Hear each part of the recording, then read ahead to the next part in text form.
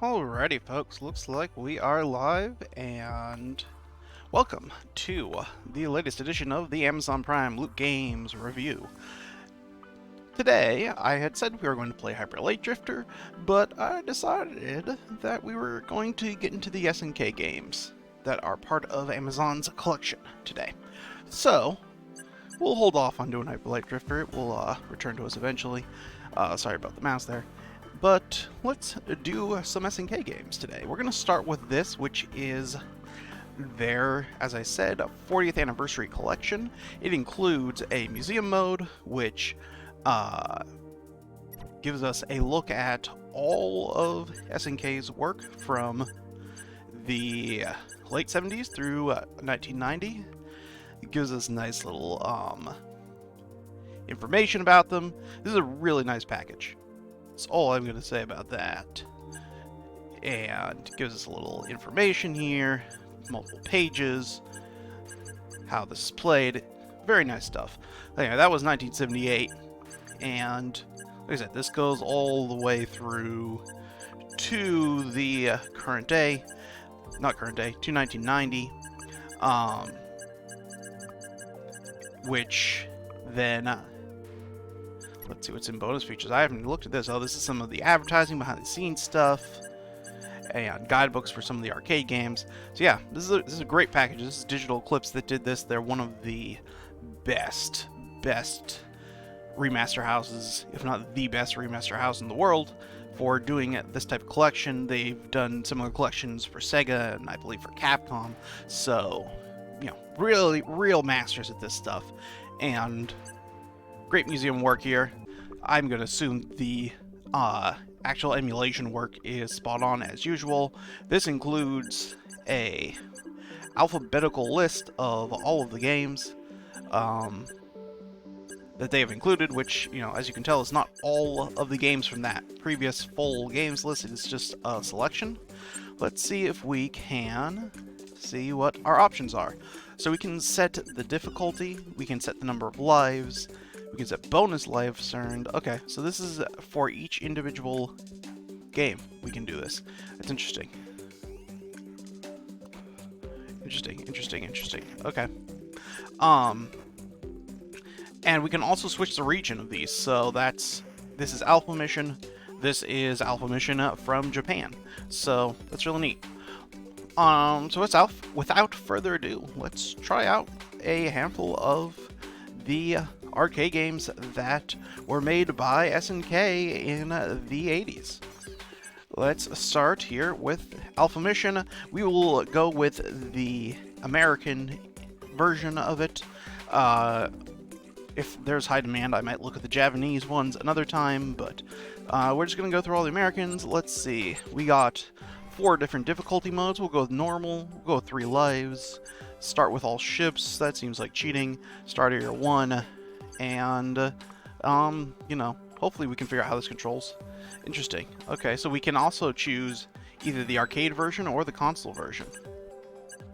Now, I'm going to assume the console version, I don't know what this would have been for. That's interesting. Let's start with the arcade version and just do a new game. There's also a watch option there. That's nice. Oh, this is a tiny little screen, huh?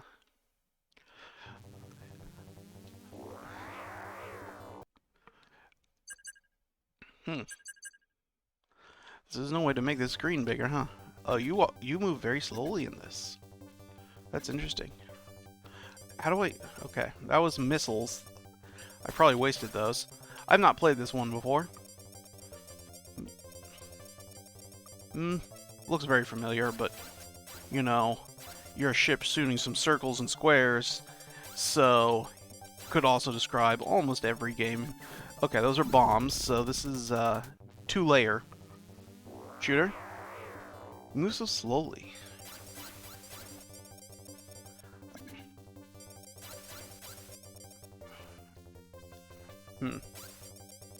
Trying to figure out if there was some other control. Oh man, yeah. There's got to be a way to level up here. We're just gonna get destroyed, huh? It's okay. We're not gonna spend too much time with any one of these games anyway, so if we get annihilated, we get annihilated. So, such is life. Oh. Laser? Does that make my shots a laser? What is that? I've got something else. I'm shooting 2 guns now. Huh. You know, maybe I need to, read how this game's played, huh? It's probably more effort than it's worth. I see I have 2 M's and 2 L's. I'm not really sure what that indicates. There's also, you know, all these bars on the bottom. It's hard to keep track of all this. Is that spending anything? It doesn't look like it, right? I can shoot as many of these as I want, I believe.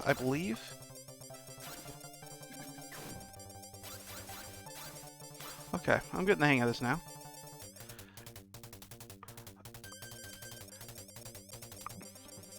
Is that a... I was gonna say, is this a boss? But it doesn't look like it. They're just some stronger enemies. Oops. Well, that's too bad. Thank you for playing. And this is probably just gonna start me over. No, this... Yes? Is this the start of the game? Did reset my score, but you know, this isn't an actual arcade. Let's look at the controls just to... Fire lasers, fire missiles, select weapon, move up, move down. Okay. There's a select weapon button. Did I have multiple weapons? Let's see if we can get a different weapon and select it.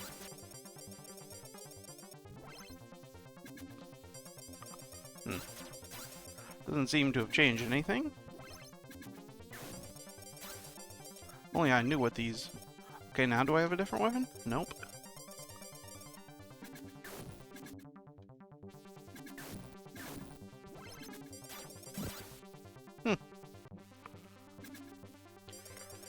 Gotta say, I'm not 100% sure about this.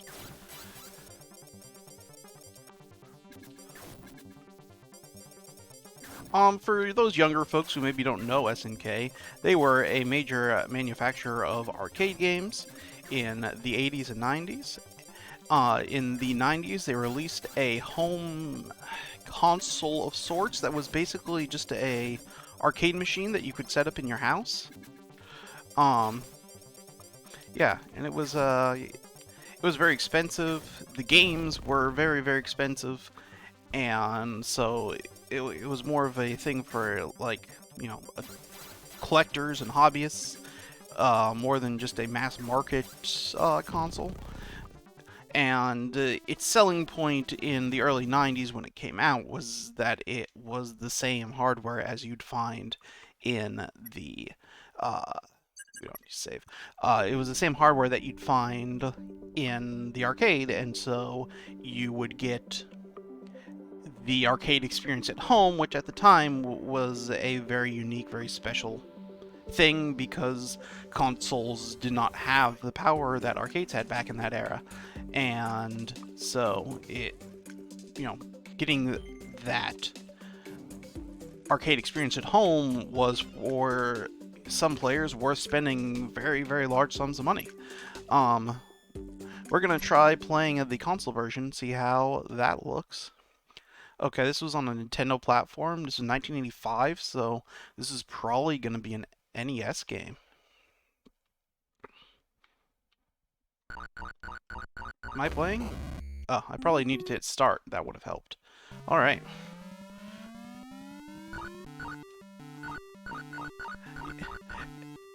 Per what I just said, you can see before SNK's console, which was called the Neo Geo, by the way. You might have heard of it, the Neo Geo.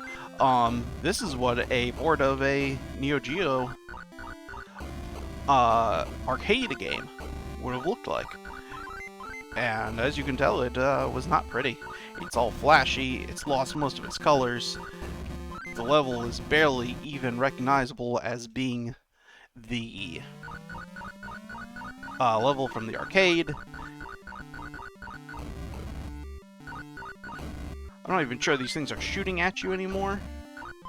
If you recall, these were trying to kill me in the arcade version, Here, they don't seem to be doing anything. I think that's the ship pickup that we had in the arcade version, but you'll note that there's no on-screen indicator in this one for like a HUD of what I'm collecting and what I have. None of that seems to exist.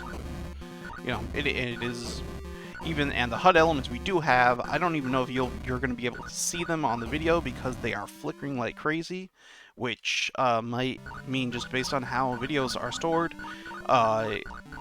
yeah, you might not actually even be seeing but on the bottom, if you can't see it, there was the score and my life count, and that was it. So yeah, that is what the console version of Alpha Mission looked like. Let's move on to, man, I'm not sure exactly what that says. Athena. I was gonna say Athena.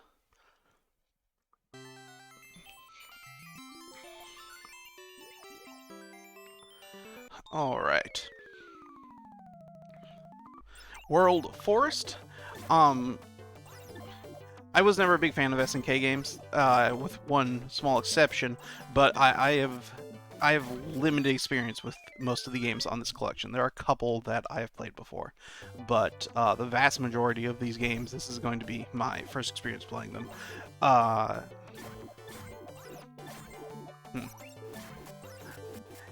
Your range of attack in this game is terrible. I think we're improving it, though, as we collect things. Like, is this hammer better than... Are we trying to go forward?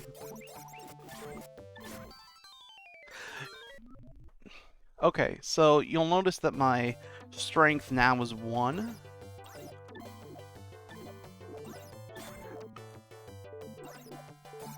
Can I jump?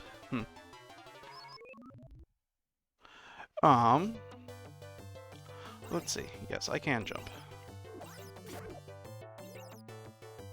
Okay.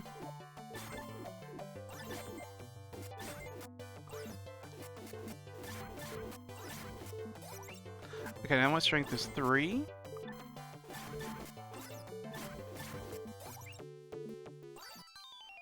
Man. You know, let's just make sure we're not missing any controls here. Y is attack turbo mode. Okay. I'm going to assume that means that if I hold down Y, I'm just going to attack endlessly. Okay. Let's use the turbo button. Again, for the younger viewers here who maybe aren't familiar, the NES was famous for having a optional controller you could purchase, which included a button that, when pressed, was basically just holding down the button. Or let me describe that better. It was basically when you held down the button, it was like you were just pressing the button very, very quickly. So in a lot of simple old games where the gameplay very much revolved around how quickly you could mash the button, the turbo controller made certain games significantly easier to play. And so, yeah, it was a popular thing at the time, and you know, it was cheating. So eventually, it would. Okay, this is how I get health back.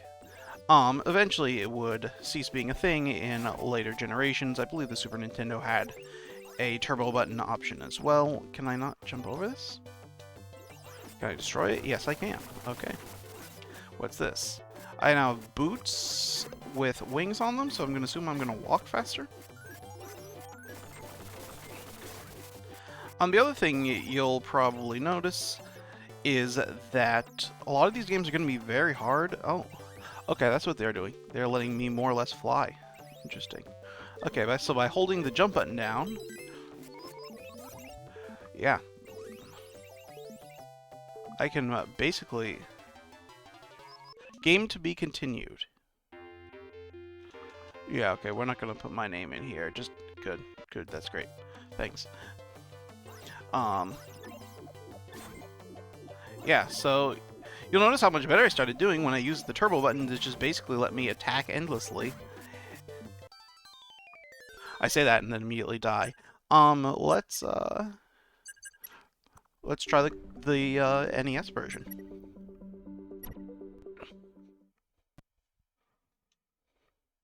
Push start.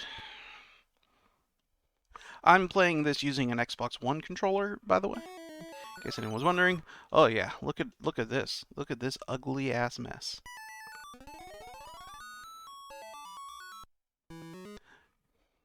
Again, only very barely recognizable as the title we were just playing. I'm not falling from the sky. What just happened? Okay, it seems that the Y button is not, in fact, turbo mode in this. Let's see what the controls are for this one. In this one, RB is... That's silly. Well, I'm not going to hold that down.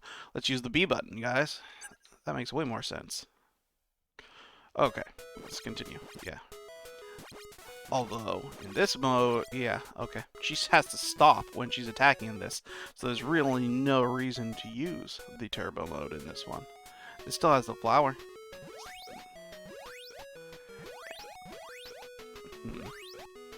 And I'm jumping very high in this one. Much higher than I was in the other one. Almost as if they removed the boots, and now I can just jump real high. You'll notice at least that this level layout is quite similar to the level layout in the arcade version. But that this game is also significantly easier. And these enemies are way, way worse at, you know, being enemies than they were in the arcade. So it will be probably somewhat interesting when we move on past the games in this collection, or maybe towards the end of this collection we might get... No, I think this is up to 1990, so we're not going to get any of the Neo Geo games. What did I do? Am I dead? Did I die? I don't know what I died to. Alright, well, that is Athena. You know what I'm actually interested in checking out? There is no... You'll notice in the center bottom of the screen, whoa, where it says platform, arcade, and then you'll see in the alpha mission we had the flag of the United States, and when we hit the Y button, it switched to the flag of Japan. And here it has the world, and the Swish region button is grayed out, indicating that there were no differences between the American and Japanese versions of this game. And next we're going to go with Beast Busters. New game. I will note for anyone when I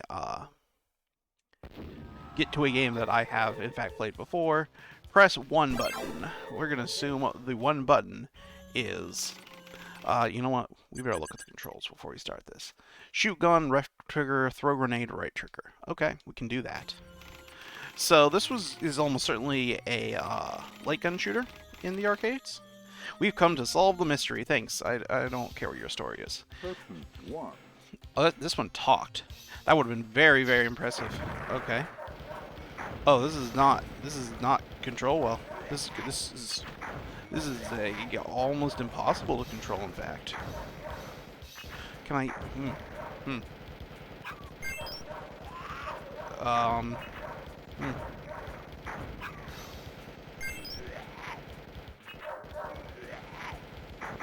I guess I'm doing okay, but holy shit.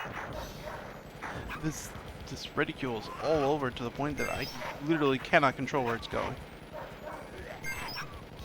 Like, even the tiniest movement of the analog stick, which they are using to mimic... I don't know exactly. Like, in a light gun game, again, if you're a very young player and you never played a light gun game because those don't work anymore, you pointed the gun at the screen and fired, you know, and the controller was a plastic gun, and it reacted to flashes of light that occurred on the screen when you fired. Or in some cases, I believe in most cases actually, they'd have like some sort of what do they call it? They'd have like a sensor of sorts. Oh man, ugh, that's not good. Sure, great. let's continue on. They'd have a sensor that would, again, the gun would like shoot a light, or it would just stop shooting a light when you fired. Anyway, it was based on lights, and I think, I'm fairly certain, no, you didn't need a sensor in most cases. And the issue is that modern TV screens cannot perform the I don't know exactly. I don't remember exactly what the technology issue is, but modern screens cannot do it. So you cannot play light gun games on modern TVs. You need a CRT TV. Anywho, it's been very hard to adapt a lot of these games to modern consoles without the light gun. Probably the most successful with that has been things like the Switch and the Wii line, Wii and Wii U both. Before that, using the Wii remotes, or the PlayStation Move with its little ice cream cone controller thing that, you know, worked well to mimic a light gun. So you've seen some light gun type games on that, and also on VR systems recently, because their motion controllers also can mimic a light gun style game, but not a super common thing, and I don't have any of those controllers hooked up to this computer, so yeah, not that I think this would support that. Anyway, oh my gosh,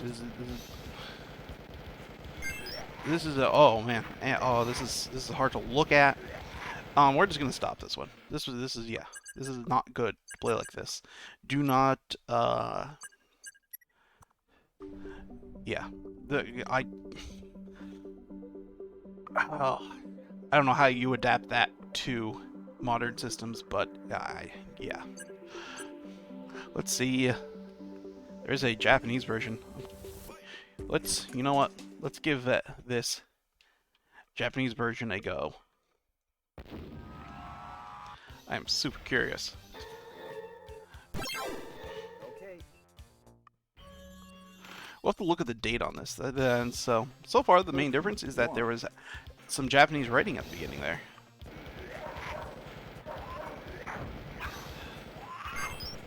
So in some of these games, you're gonna see some differences in violence and in portrayed sexuality and potentially religious references, but that's going to be more for the console version, specifically the religion.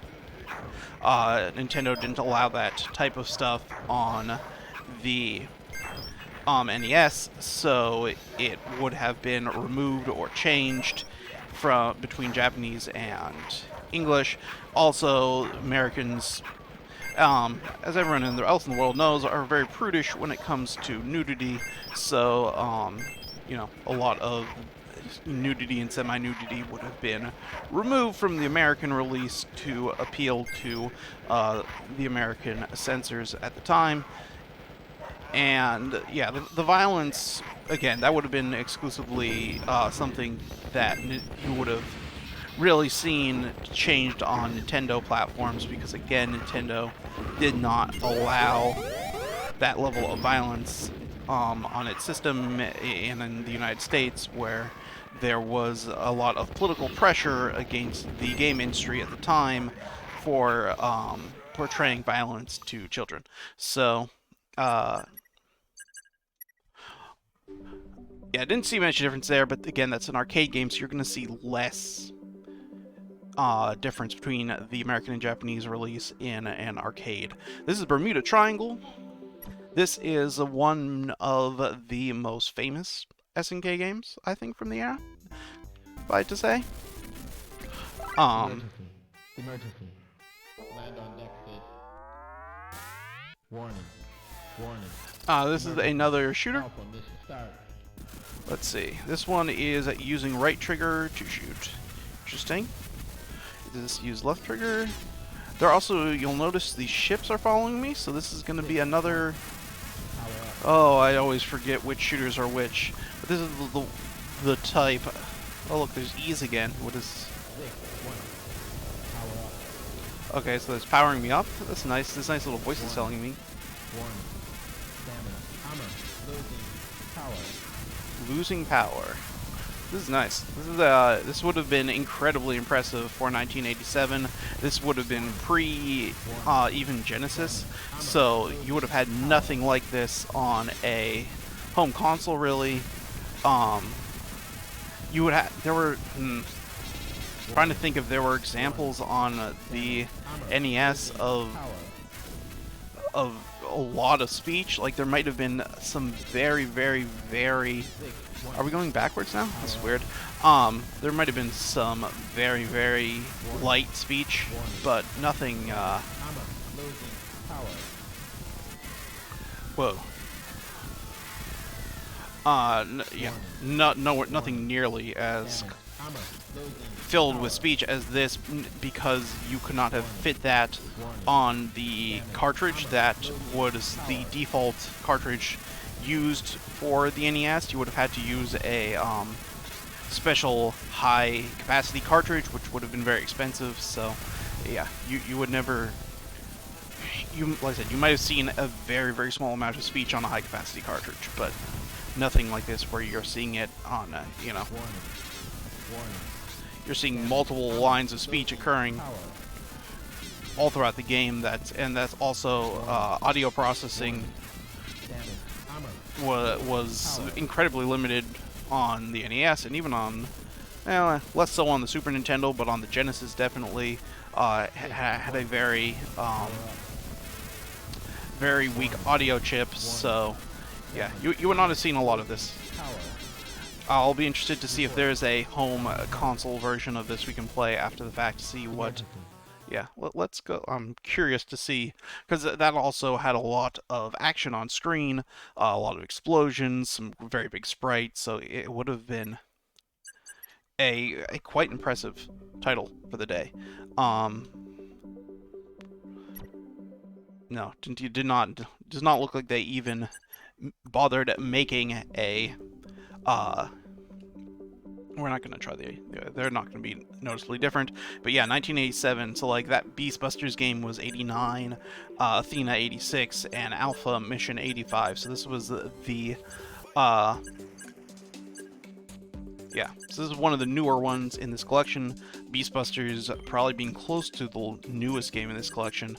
And now we're going to go to Chopper. And let's see.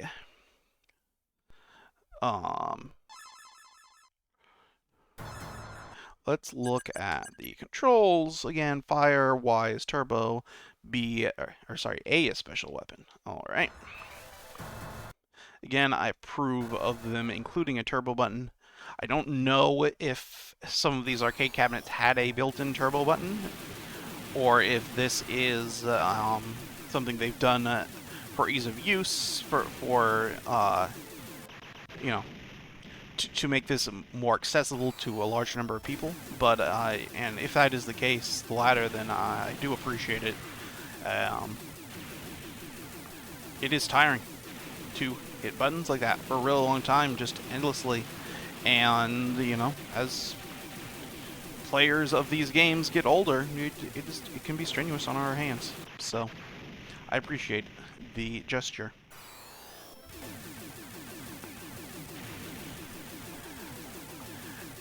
And, you know, again, this is very, very, very similar to several of the other games we've played. Though this one seems, if anything, more simple, as it doesn't look like there is any option for ground missiles here. Let's play this one more time. See if... Yeah, I'm hitting the ground enemies with the same attacks, so there's no ground, and I have yet to pick up a power-up, it seems. I'm gonna guess we're gonna look at the date, but this one probably must be a earlier title, because it seems very, very simplistic, visually not nearly as impressive as what we just played, probably closer to... Oh, there's some power-ups at least. I have a net on me. How do I... That was my special attack. That looked like a smart bomb type thing. So yeah, this definitely feels like an older title. Smart bombs were something that you saw a lot in titles in the earlier 80s and the 70s. You know, as a clear the room mechanic, a get out of jail free card, so to speak. But not something you saw as common as the decade went on, as bombs were more commonly used as an alternate means of attack to hit ground enemies, or you would just see a variety of different weapons. Yeah, okay. Um, that you could swap between or pick up. So, yeah. Again, not gonna. Okay, Crystallis I've played a little before, so that was 1988, so that was actually newer. Yeah, I am not sure why that. Hmm. I will say that Bermuda Triangle is looked upon very fondly as one of the better SNK games of the 80s, the late 80s. So I do think that this game punched above its weight in a lot of different ways, visually, audio, and it just felt a lot better than like Chopper or Alpha Mission did. So, you know, that's just a better game. Um, Crystallis, like I said, I have played this one a bit before. Not in arcades, I don't. I'm trying to remember if I played this back in the arcades or if I just have played this since for like on the virtual console, or this is actually part of the Nintendo Switch's um, good enough online offerings, the NES version. But 88th, this might have. I don't remember if this is. I think this was an NES game. I don't think this was a um, Super Nintendo game. So this is actually an RPG. So we're not going to play this too long. We have to go. Oh man, if I can remember. I don't need to rest. That's great. I need to go talk to. Oh man, who is it? To go talk to someone to get out of this town.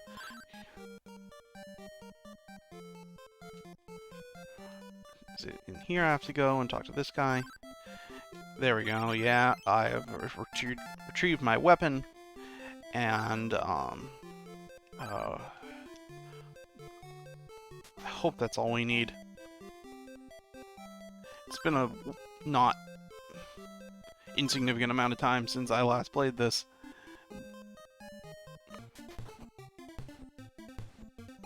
Sword. Now using sword. Thanks.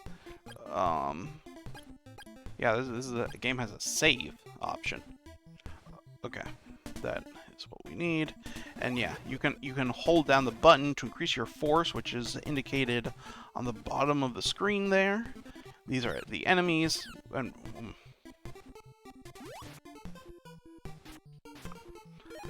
it's getting me money, which I can use to purchase items in the shop. And you'll see that I'm getting 1 XP from killing those. I need 30 to level up. Where's my health? Oh, there it is. Okay. Bottom left is our health. There's the windmill in question. Don't know how we're gonna get there. Yeah, so this is a very uncommon game for SNK. This might actually be the NES version. There might only be an NES version. I don't know that this was an arcade game ever. In fact, this has to be an NES game because it said let me save, and you could not save arcade games. In fact, you rarely could save NES games, so that's yeah. But that is going to be my guess, is that we are playing an NES title right now. I'm going to assume they did not include the Japanese version of this because, you know, it would be in Japanese, and this is an RPG, so we'll see. Let's just quickly look at the controls here. X is attack, Y subscreen, A choose subscreen item, and yeah. Okay.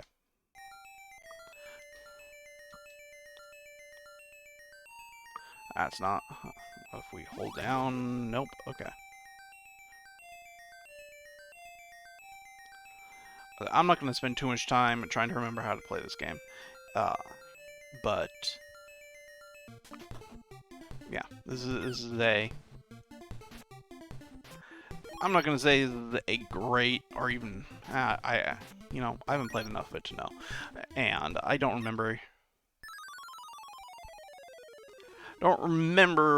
anyone playing this back in the day. Like I would have been very young when people would have been playing this.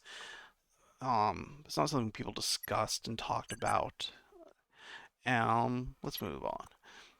But it's okay. Let's see. No, they do, in fact. So this is going to be one of the examples where the title is, in fact, different between the American and Japanese version. This one's called Godslayer in Japanese, Crystallis in English. You know, who knows what that says. You know, this is Bermuda Triangle in both. But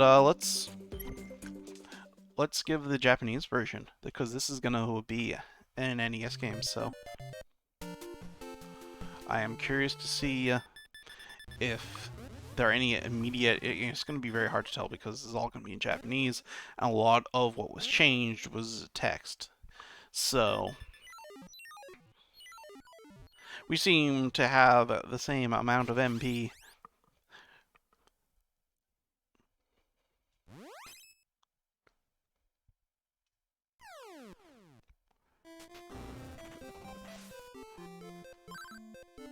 Yeah, I mean, this more or less seems the same. The text has probably been translated potentially differently than how it says in the Japanese.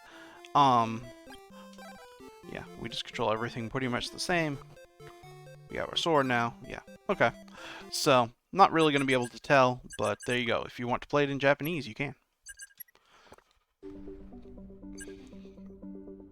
Next up, we have Fantasy. This is from 1981, so this is going to be pre-Super Nintendo, or sorry, pre-NES. This is going to be pre-Nintendo.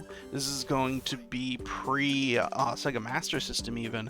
This is going to be, Atari era. This is late Atari. How are you? I'm fine, thank you. Oh, wow. And full speech for 1981 is... Yeah, that's very impressive. Oh, am I playing? Land here. Okay. How do I do that? Oh my.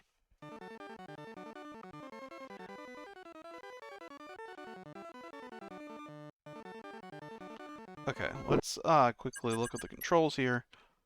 Okay, this is holy crap. This game's real hard.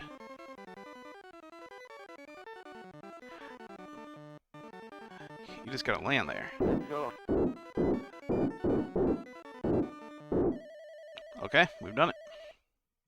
Help me! I am controlling this dude here. And I have been shot.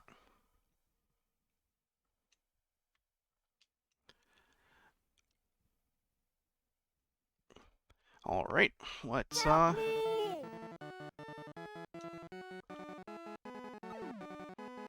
I was gonna see if I could attack them or something, but doesn't look like it. How do I get past this, though?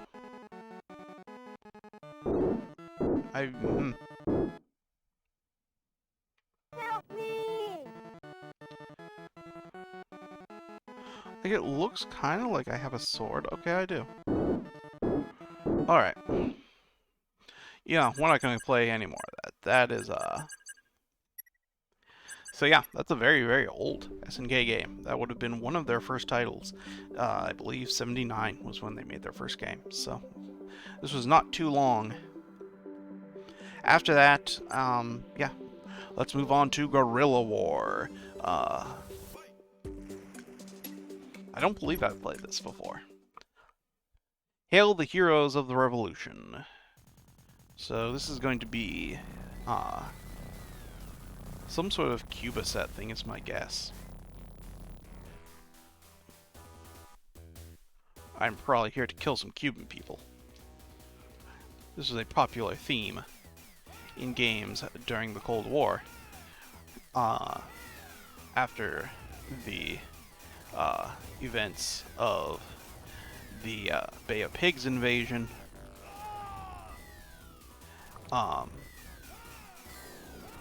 Cuba, and that failure, and yeah, you saw a lot of stories about American, you know, muscle-bound Arnold Schwarzenegger types headed into Cuba to kill people. Yeah, I'm not gonna say, you know, it was of its time. I don't have much else to say beyond that. In.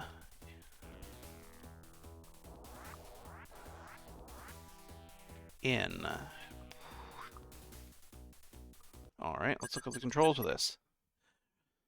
Alright.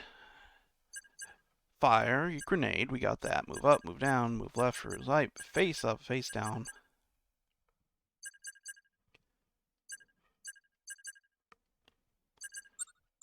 Interesting, okay.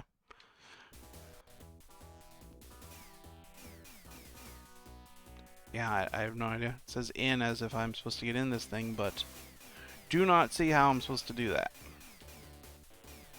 I only have 2 buttons. Okay. If I didn't hold down the button, then I got in. So now I'm in a tank.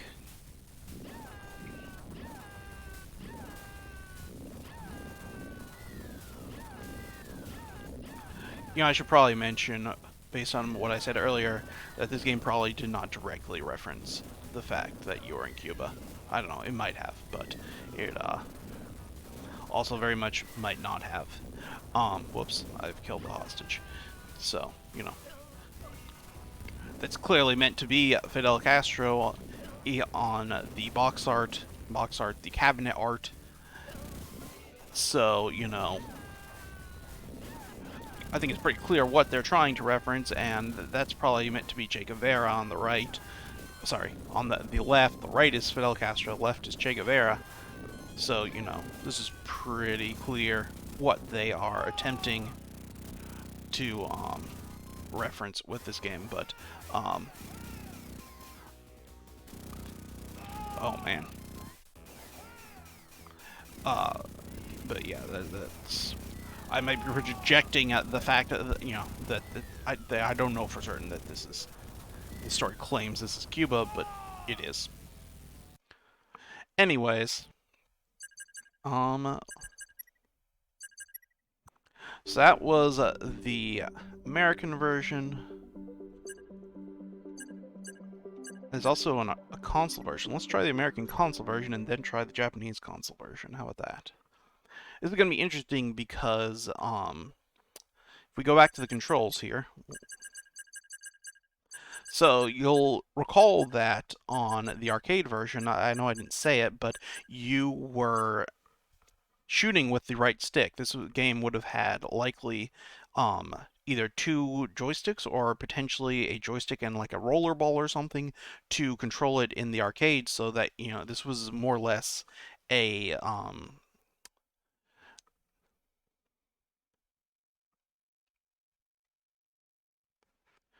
yeah, I mean, they're referring to them as comrades, and they're taking down a,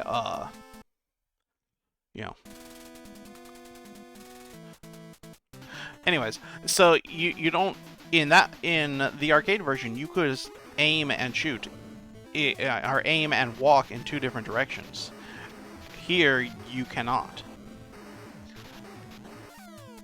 And so that makes it significantly harder and not as good. You'll also notice here there doesn't seem, I'm pretty sure this is in the arcade version. We got a tank here. I don't see a tank yet. We'll see, but I don't notice any tanks. But yeah, you'll note this is significantly harder to control. Like, I'm trying to angle my shots. There we go. I don't even know how to get over this.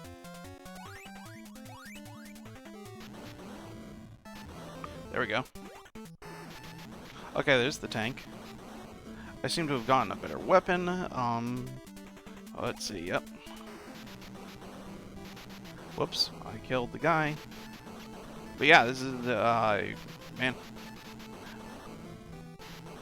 This is significantly harder to play than the version for arcades. And less interesting also, like, for, we'll have to check the year on this, but this would have been quite early for a dual joystick shooter. Like I said, I don't know that this was actually using a joystick, but even if it wasn't, it's still that concept, and that's very early for that. Alright, let's quit this and look. So 1987, yeah, this would have been quite early for that. I'm pretty sure that's pre, like, Robotron. But look at the visuals there. Look at how that looked versus what we just played on the NES. You know, we're not going to play the Japanese version. Ikari Warriors is another incredibly famous, maybe the most famous SNK game of that era.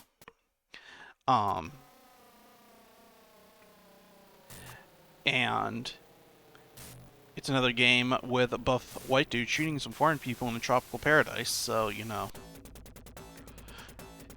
You saw what we just played, let's do it again. Okay, this one is again using, so we're using the triggers here, and again, this is going to be another example that's very, very similar to what we just played, where I'm using the dual joysticks to control the aiming and movement, with letting me strafe and fire, not, you know, directly forward. And this is going to be significantly harder when I switch to the console version in a moment, because I'm not going to have the ability to aim and walk in separate directions, and that's going to make this very challenging. And the movement of the character, you'll notice here, is a fair bit slower than that of the character in the title we just played. So, yeah, I believe this one's earlier. Oh. Huh. You know what, let's just switch over to the console version, because I want to show you how significantly worse this is. It's going to be hard for you to tell, honestly, without playing it, but I'm going to be, you know, we'll look at the control menu here again, and you'll note there's no way to aim, because that was not a button. You know, there was just the D-pad and the two face buttons. Those were the entire control options, and you'll notice this thing is moving like absolute garbage. And again, I can only move and shoot in the one direction. I'm going to note this is not poor frame rate. I don't believe you can see the frame rate counter, but I do have one active, and this is running at 60 frames per second. This is not my computer, this is the game. This is how fast this game runs on an NES. This is maybe one of the most infamous examples of a terrible, terrible NES conversion. You know, you didn't see a ton of great arcade ports on NES, but this one is... This one takes the cake as one of the absolute worst. And again, I'm gonna tank, but I can't aim my turret. My turret only shoots forward. It's the only direction. Even if I'm turning sideways, you see the turret does not turn. It only shoots forward. That's the only direction. There's that thing that killed me in the arcade version.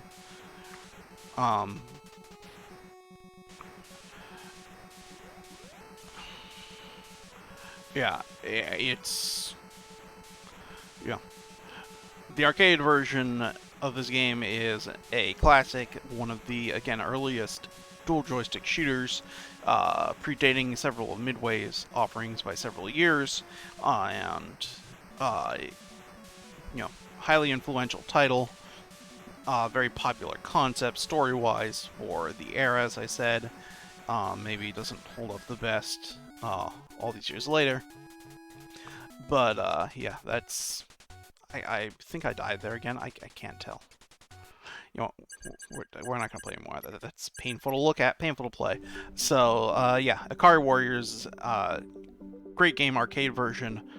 Oh man, don't play the console version. All right, we now have Ikari Warriors 2 Victory Road. Again, we're going to get both options here. So, I've not played 2. I should mention that I had played, I had played the first Ikari Warriors before. Again, also interesting, I don't know why this is, but for the arcade versions of these, they're using the triggers to control things, whereas the NES versions are using the face buttons. And that's probably just because people who played the NES version will be familiar with using face buttons to control these games from when they played it on the NES. And, you know, you can, of course, you saw me earlier altering the control scheme, so it is adjustable how you want it, but, yeah. Interesting how they are changing the default, despite these, games more or less playing the same. Also interesting there that was used again as more of a smart bomb. Can I blow this up? Yes, okay. I don't know what that did, but I think it's interesting to note that you're seeing like, I can still turn, of course, shoot in alternate directions, but you're seeing less need of that in this one, almost as if they noted the interesting. They noted the issues with porting it to the NES for the previous title and decided that, hey, what if we just made it so there were fewer things coming from the side and more things coming from the top, so that when we make the NES version, it won't be quite as shit.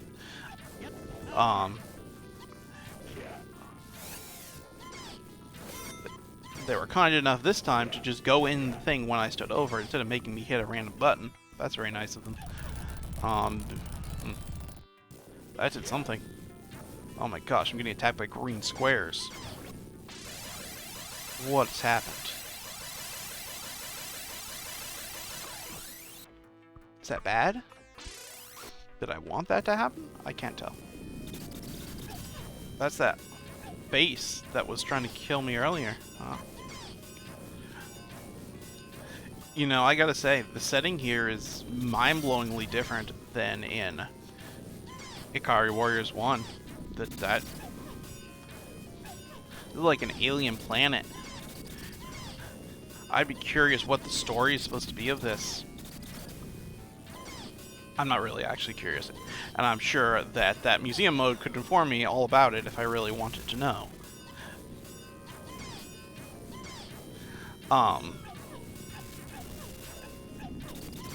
But yeah, no, this is notably different. I'm really curious to play the NES version of this. See how unrecognizable this is.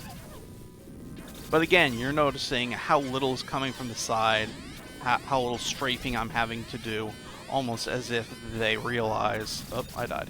Alright,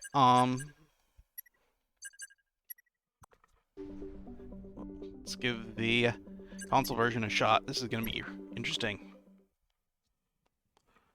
One player. Oh man. Oh man. This is... You know, it doesn't run as poorly as the last one. I'll give it that. You know, I was shooting some sort of, like, giant explosive cannon in the previous one. Or in the arcade version, and now I'm shooting, like, bullets. This is just disappointing is what this is. And, yeah, all the colors have been taken out because, you know, this is the closest the NES got to the color of red. If you've ever seen Mario 1, 2, or 3. On, not the remade versions from the Super Nintendo era, but the originals. This is the color of Mario. This red is what Mario is in the NES days, because yeah, this is the closest to red an NES got. You're seeing the beauty of the 8-bit console that had very, very few color options. I feel like that did something more. Oh. Okay, let's see how this crazy thing, you'll remember red face, alien eggs, looked like a scene out of Alien almost, and now it's just... What the hell has happened here? And now I can't even explain to you what's going on here. What am I trying to do?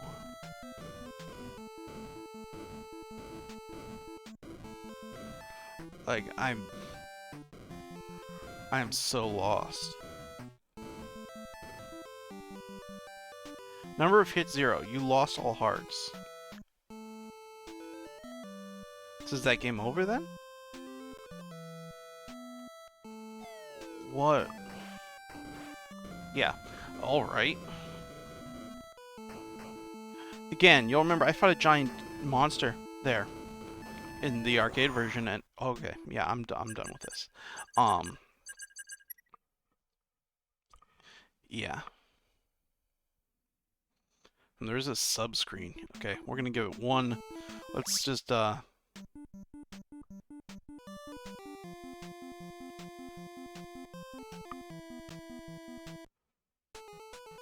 Thanks. Okay, it's taking too long. We're moving on. I would have looked at subscreen, but... Alright, Ikari 3, The Rescue. What do you think, guys? How bad can the NES version of this game be? Let's first start by playing... They've been tricked by our false information. Let's start our rescue. Alright. Oh, interesting. I am starting without a weapon in this one.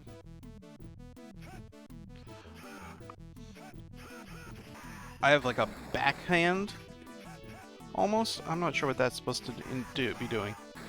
Oh man, these guys are beating me up. This is very Rambo-y to me. Not the first one wasn't very Rambo-y, but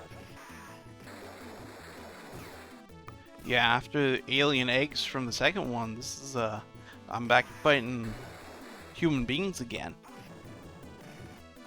You know, can I call these commies human even? I'm sorry, that was a joke. That was a joke for anyone who wants to report me. That was a joke.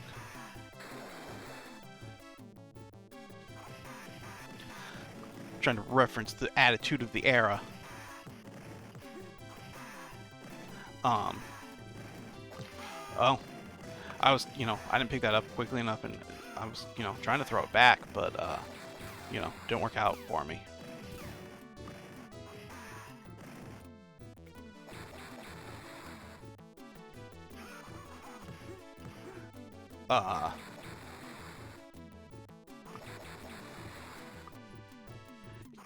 Yeah, but, man, look at how different each of these 3 games were. It's interesting, huh?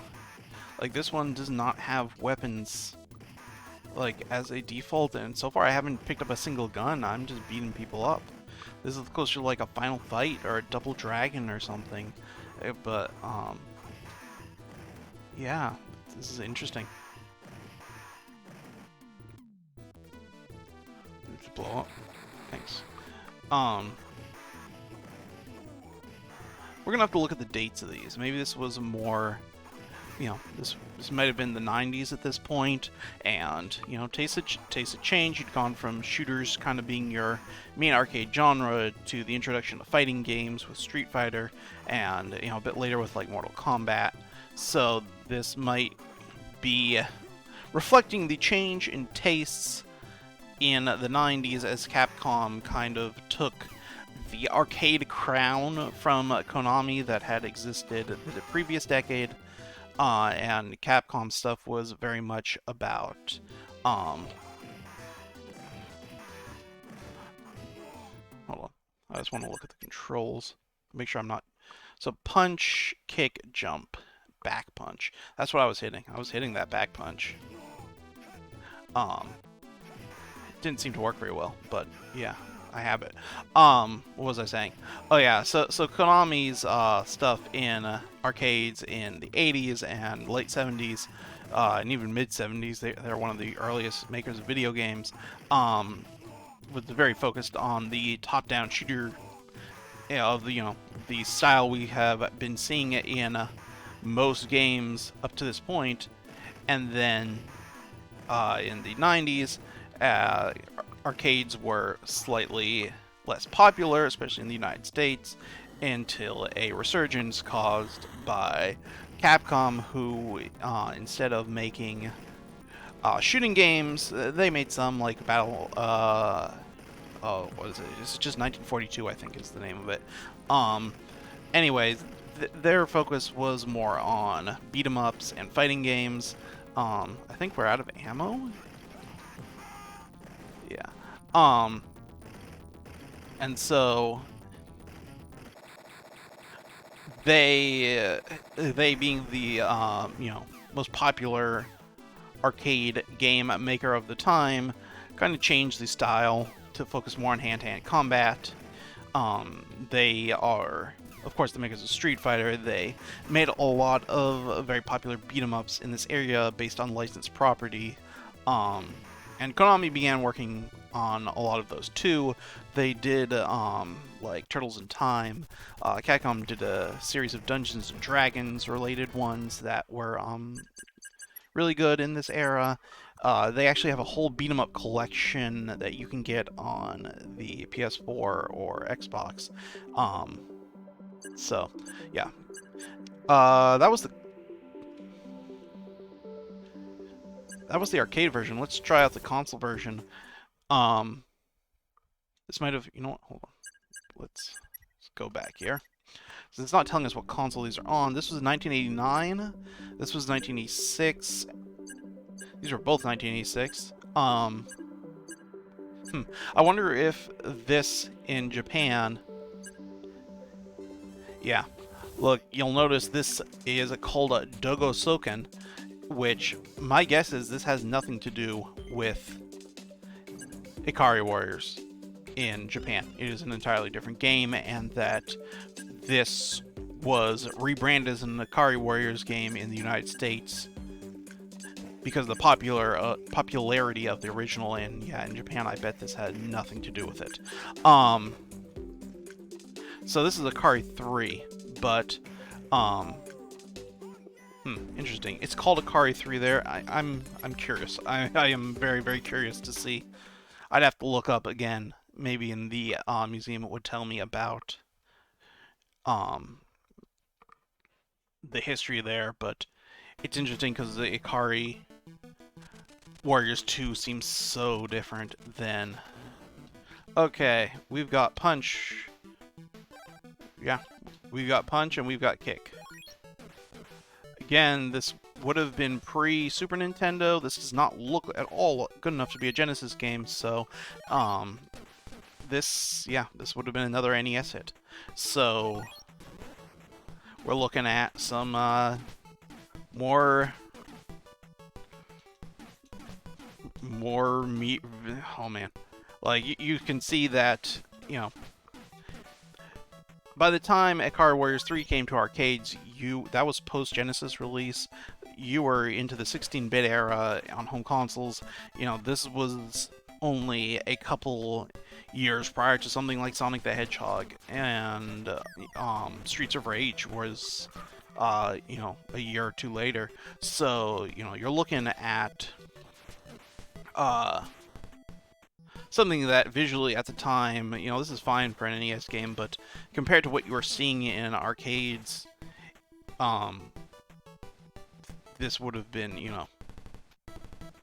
incredibly inferior, which, again, I keep bringing that up just because this is a company famous for making a home arcade machine because of the inability of the NES and Super Nintendo to handle ports of its games, and So, you know, they're like, okay, we'll make our own console, but our console just plays arcade ROMs. And it is, you know, it's one of the more interesting consoles in gaming history. Just, it's different than what anyone else was attempting to do at the time. And, you know, allowed you to experience the quality of audio and visuals you were seeing in the arcade versions of these games, but at home. And like I said, that was really, really incredible for the time. And again, and I don't want to say that, you know, every arcade port on, you know, once you got to the Super Nintendo, you saw stuff that was, you know, not identical but fairly close.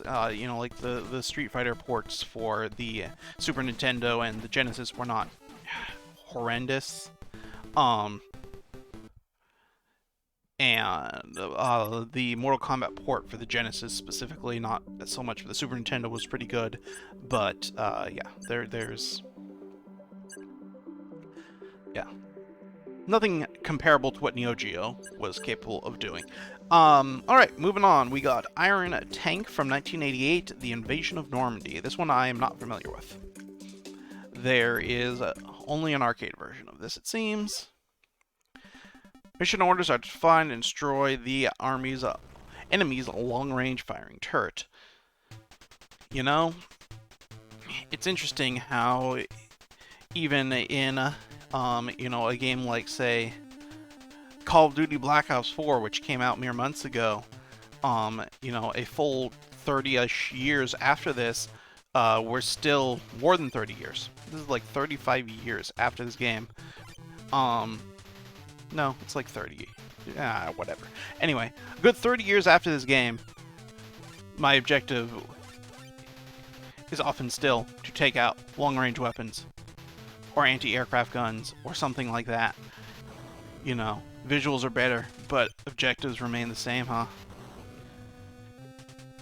Do I have to rescue this guy?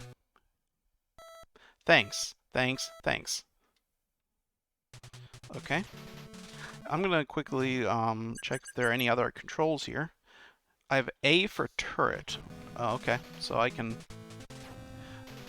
But my turret only shoots... Can I control what direction my turret shoots? No, my turret only shoots forward. Do both my... No. Okay. I'm not 100% sure how this works.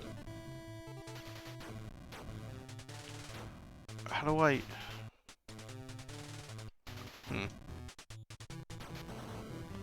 I'm gonna be honest with you, I'm very confused about how this turret is being controlled. Right.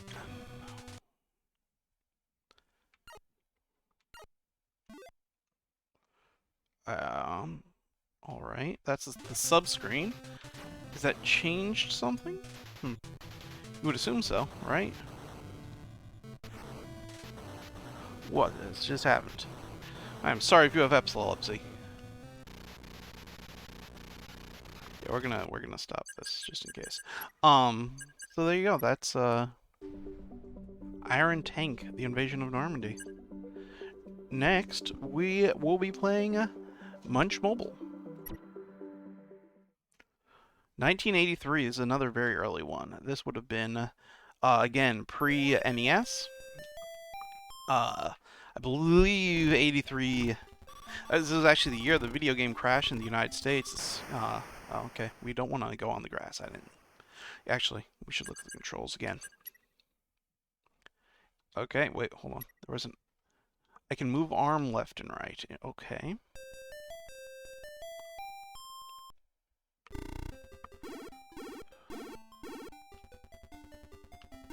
Am I trying to grab gas, maybe?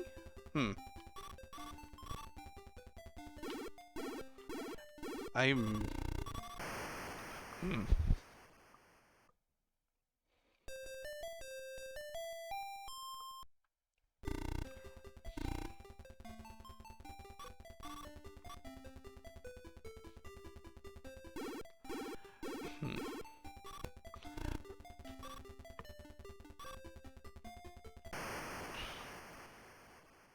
I gotta say, I am not understanding this one.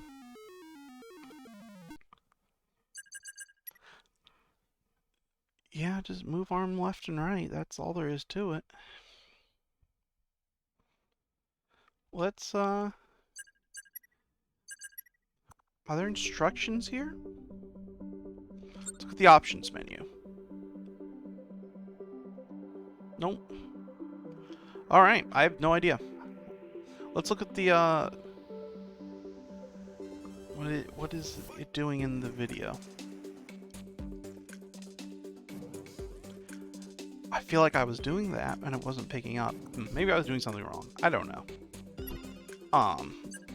Let's move on to Zima Wars. Okay, this is the 1979 release, which is, I believe, the very first game SNK made. So, this is 1979. This would have been, oh, that's an unpleasant sound. Oh, there are unpleasant sounds coming from this. This is not good to listen to, guys. Hold on. Oh man, I wish there was a way to turn the audio off. This is painful.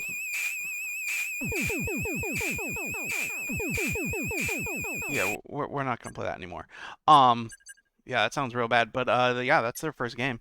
So if you want to see how bad games used to be, there you go. That is the picture of the arcade machine that they're showing you there. That's what it came on. That's what an arcade machine looked like in the 1970s in Japan. This would have been, again, prior to almost every, like, the Atari 2600 would have been out at this point, and maybe the Intellivision, but this was, you know, more or less pre-console, especially in Japan. This predates a significant number of games.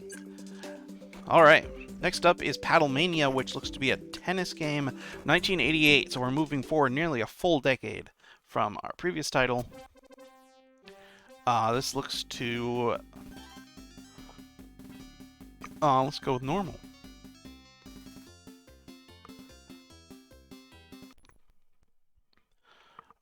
We better look at the controls of this. Swing with right, move with left. Okay, we can do that.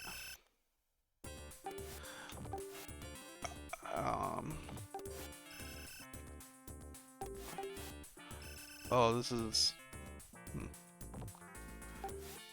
not good. I'm gonna guess this had to have been like a paddleball game, maybe? I don't know how this was... This seems incredibly hard to control.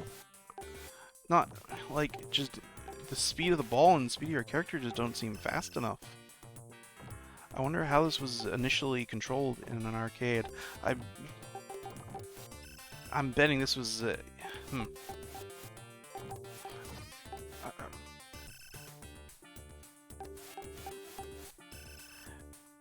This is basically like a toggle of, are you left or are you right?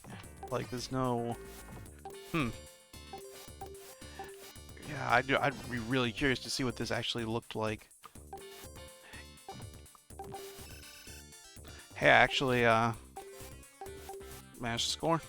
No!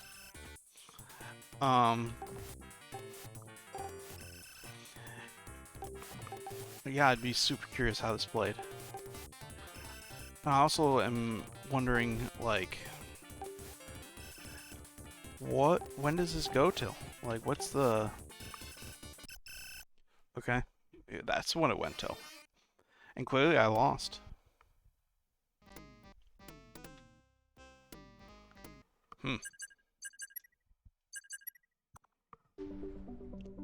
Paddlemania. You know, let's go to the museum here and go to 1988 and look at Paddlemania. I'm very curious how this is interesting.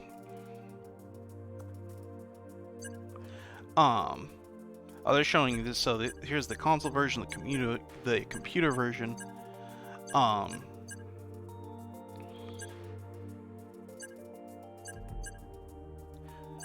Anyways, here's 88.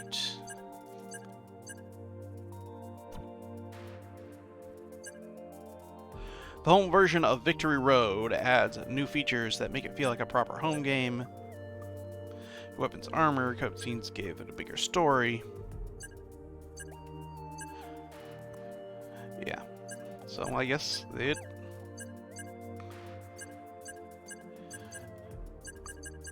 Paddlemania, not... Did we not say this was 1988? Paddlemania. Paddlemania.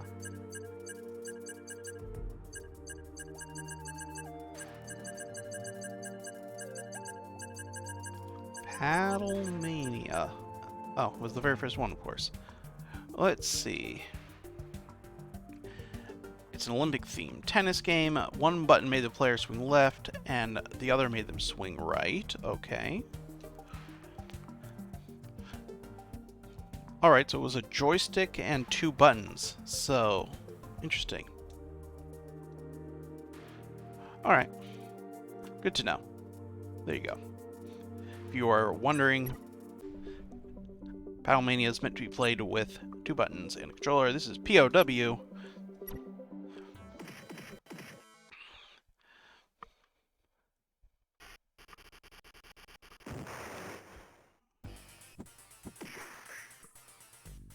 Alrighty. So, again, this is going to be closer to some of the more popular style of games, beat-em-ups, so to speak. Brawlers is another term for them, in the late 80s that would eventually evolve into the fighting game genre in the 90s, and again, Capcom was really the at the forefront of evolving this genre, although Konami made some, Sega, of course, made Streets of Rage, which would have been a very similar time period, I believe, to this. It'll be interesting. I don't think I noticed a home port version of this, but this would have been, again, very popular to the ideas at the time, but this probably would have been too early for Super Nintendo, and I do not believe SNK ever released a title for the Genesis. So, that's probably why we are not seeing... Okay, I can throw that. Listen, it's a gun. So yeah, I have a kick, I have a punch, and I have a jump. Those are my buttons. But, can I not shoot people with my gun? Okay, one button head to, like, rifle butts them, the other one shoots them. Let's get that again. So if I hit that button, then the gun fires. Okay, that makes sense.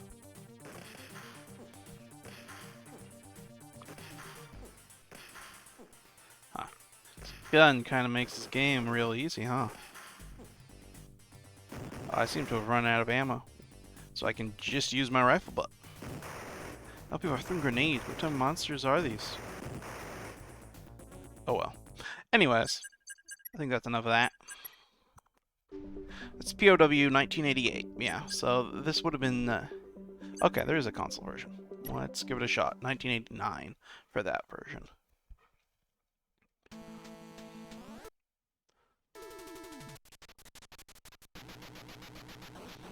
And based on the terrible visuals and lack of the color red, we can determine that this was an NES game.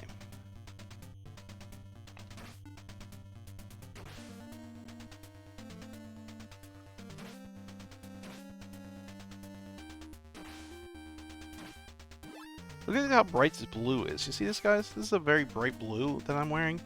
That's what they should have done with the red. That would have been great, right? But no, you couldn't show that color red on the NES. You could just show this like brown, like my boots. That's supposed to be red. My headband, that's red. Although interestingly, on the cabinet art portrayed right there, right next to me, my headband's blue. But, you know, seems the cabinet art designers do not get the memo. they've swapped which button does which on this NES port again. It's almost like with the arcade version, they're like, well, no one's ever played this using a controller before anyway, so who cares? But for the NES port, we have to make it so that the buttons do what the buttons did on the NES back when this game was released. And so, even though it makes, sorry, that was me hitting my mic, a lot more sense how we did it in the arcade version, here we're going to make it so that this plays like an NES game. Interesting. Why are you guys taking so many hits? Well, that's enough of that.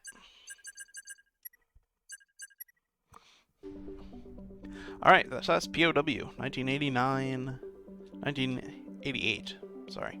Oh no, I have to switch to a console version, then it's 1989. Okay. Next we have Prehistoric Isle. I'm gonna guess this is very, very heavily inspired by, you know, the various, whoops, sorry, wrong button. I want to look at controls. Shoot, option, shoot. Alright, we can do that.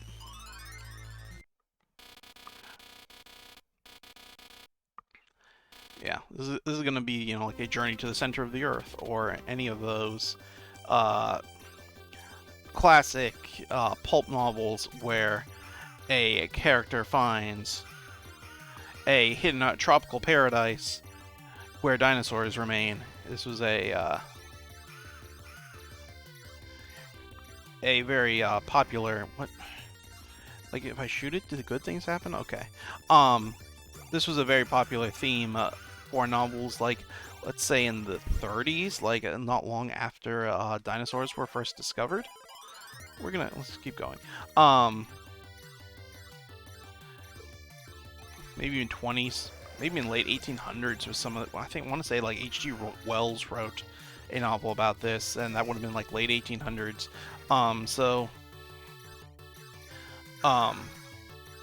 Yeah, this was a popular genre of speculative sci-fi fiction stuff for many. Is this like a guy on me?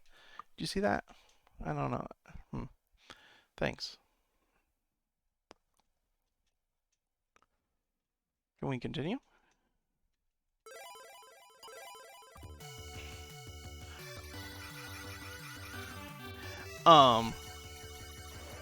Yeah. This was an interesting genre of fiction that was very popular for a time, long before any of us were born. And, you know, spoke a lot to the fears of the day and the lack of knowledge of the day about dinosaurs. And, you know, this was before genetics had been discovered, and so the understanding of even what dinosaurs were, and their evolutionary history and all that, and what happened to them and when, was all still up for debate. But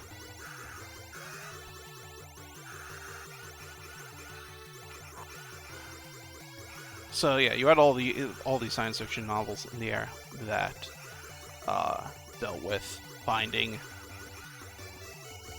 the remains of the dinosaurs, you know, hidden somewhere deep within, you know, an unknown island, or you know, like I said, Journey to the Center of the Earth, which is, you know, I believe that's either Jules Verne, H.G. Wells. It's a very famous sci-fi author from the time wrote that one. In that one, of course, they find the dinosaurs in the center of the Earth. My plane has been eaten by a giant dinosaur that looks like a dinosaur ship. Also, it's interesting that I'm getting, they say there was a turbo button, thank God. Well, this is going poorly for me.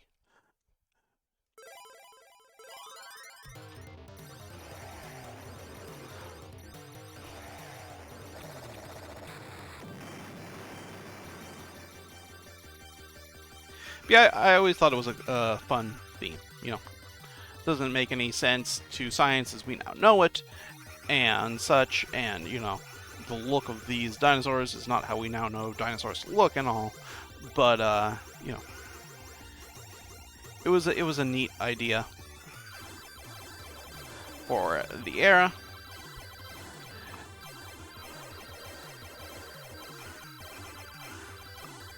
What's going on? Why am I not moving right?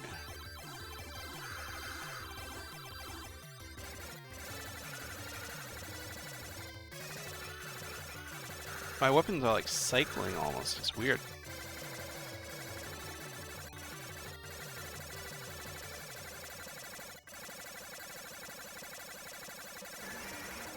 Oh shit.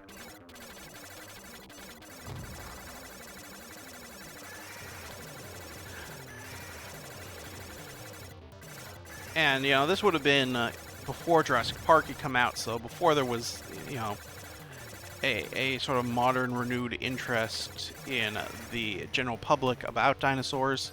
Land Before Time might have come out. That's an animated movie for those unfamiliar with it. If you are unfamiliar with it, you should watch it because it's one of the best animated movies of all time. Now we're in the sky above the dinosaur land. Why did we go down so low? And now there are bats? Are those bats and humans? Bats carrying humans? What the? They've just thrown the science right out the window here. Giant bugs. These aren't things that existed in dinosaur times. Maybe they were giant bugs. Guess who knows, really, right? I don't know that we found any fossils of giant bugs, but maybe, maybe they didn't get fossilized.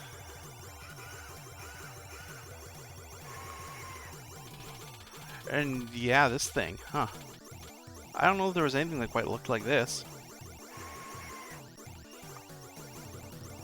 I don't know if those are real dinosaur names they're using. But I'm pretty sure that no dinosaur shot fireballs and whatever the hell that is out of their mouth. I don't think that was something dinosaurs did. But again, this is referencing an era in science fiction when we didn't know.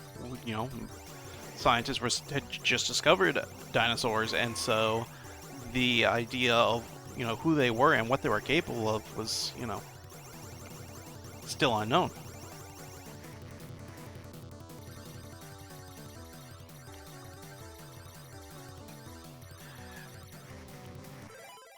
Alright, I think that's enough of that one. Yeah, I like that. I like the whole prehistoric Isle concept. Alright, next we got Psycho Soldier. Hold on. Yeah, okay. There's no home console version of that. Next we got Psycho Soldier from, what did that say, 87?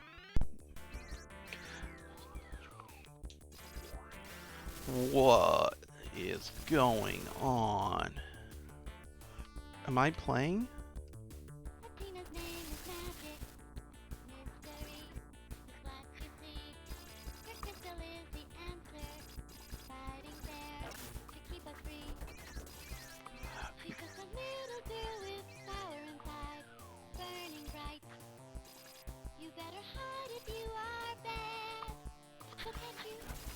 I can't believe what's happening on screen. I'm not on screen. What's happening to my earball? I'm speechless.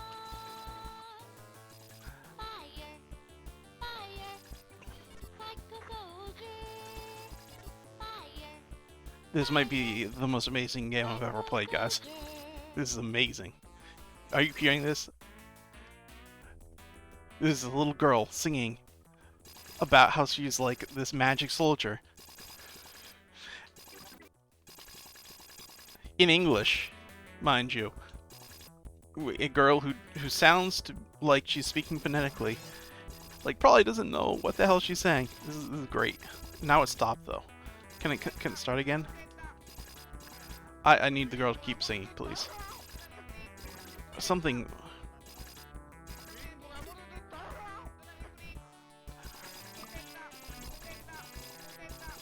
These people are all saying things in Japanese. I don't know what they mean, but yeah, this is amazing. Athena, I will go. I've never heard of this game. How have I never heard of this game? How is this not like one of the most popular things ever? I seem to have made a mistake. I may have made a mistake. Oh, I can't get through there. I thought for a minute I couldn't. This is crazy.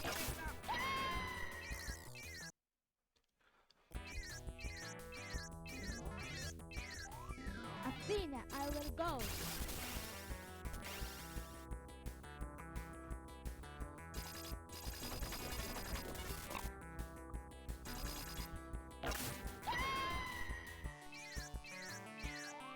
Athena, I will go.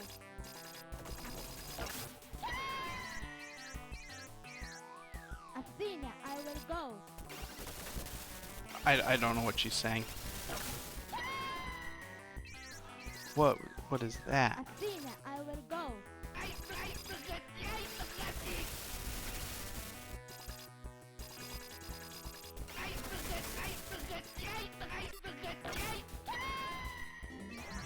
Man, I really wish this wasn't a one-hit kill. Make this game a lot easier.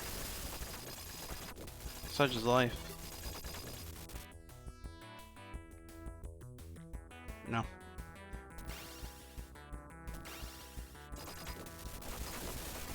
Interesting. Athena, I will go.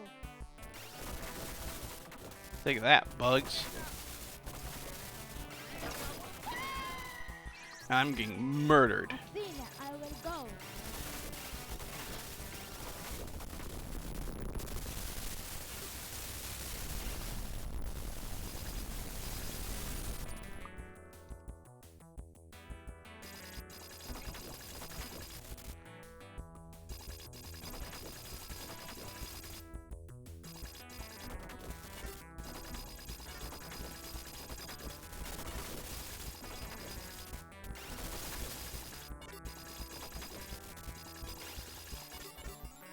Hooray!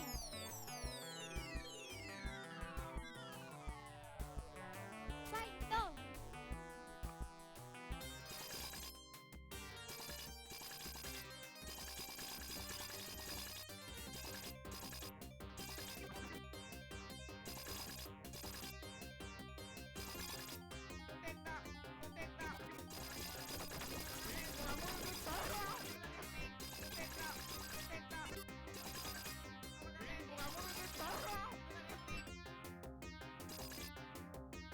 Like, I truly have no idea what's going on, but I love it. It's amazing. Yeah, I've been speechless. I know I haven't speaking. This is blowing my mind, guys. It's great. This girl's also, his name is Athena. That girl from the game we played earlier was called Athena, right?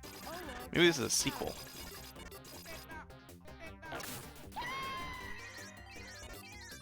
Alright. That's crazy. That's crazy. I like that one. What was that called? Psycho Soldier. 1987 from the arcades. Alright. What do we got? Okay. Not too many more, guys. We are on Star Search and Rescue. 1989. So one of the later games here.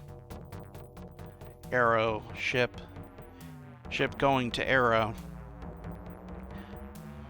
A Pioneer spaceship has suddenly vanished. An investigation uncovered the wrecked ship. The new 2 men have been sent inside the ship to find out the cause. Is it aliens? It looks like aliens. Okay. Is it zombies? Oh. This is, guys. Okay, interesting. So, this is another dual joystick shooter. This one from '89.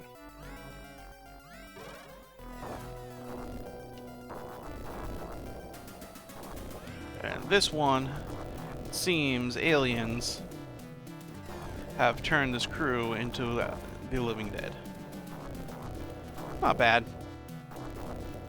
Look at the visual stylings here. You know, if there was a little Japanese girl singing to me in the background, it would be a lot better. But,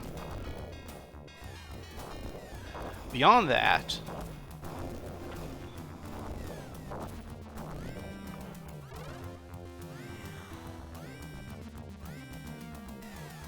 or if I was a Japanese girl, that would also be better.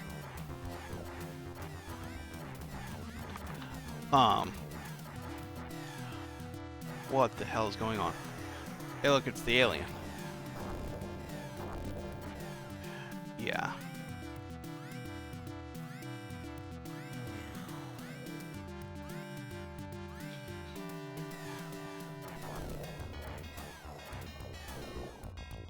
Where'd I go? I was killed.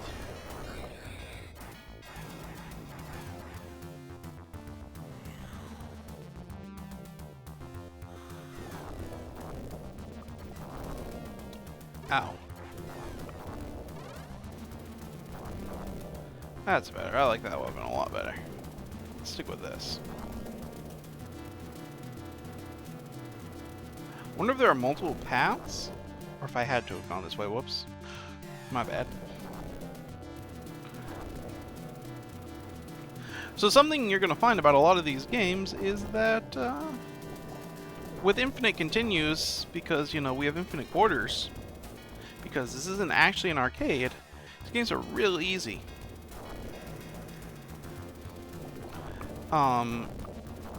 Arcade games were intentionally very hard. Not because, you know, they wanted to provide you with a fair challenge. In fact, they didn't want to provide you with a fair challenge because the more money you spent on them, of course, the more money they got, and you spent money when you died. So, they were incredibly unfair with the goal of forcing you to purchase more lives for more quarters in what would later be termed a microtransaction.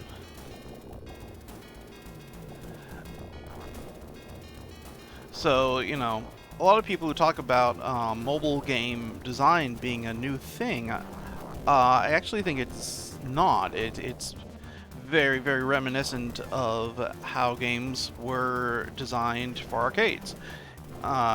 Because, yeah, you needed to make the games essentially difficult or unfair, you know, do things to make it so that the player would need to spend more money to keep playing, and so,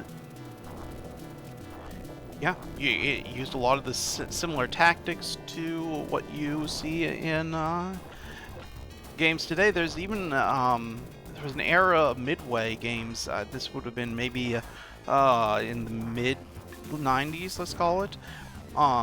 They had this idea of letting you add additional quarters in to basically buff your hero and provide him with additional abilities and moves and power, you know, in a way that's very, very microtransaction-y, very much what you see in mobile games. And, you know, this was being done, you know, 25 years before mobile games existed.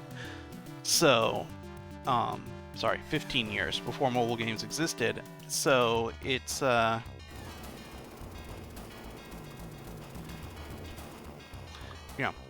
it's a really, it's interesting to me to see people saying that this is some new terrible thing in gaming when it's something that, you know, has always existed.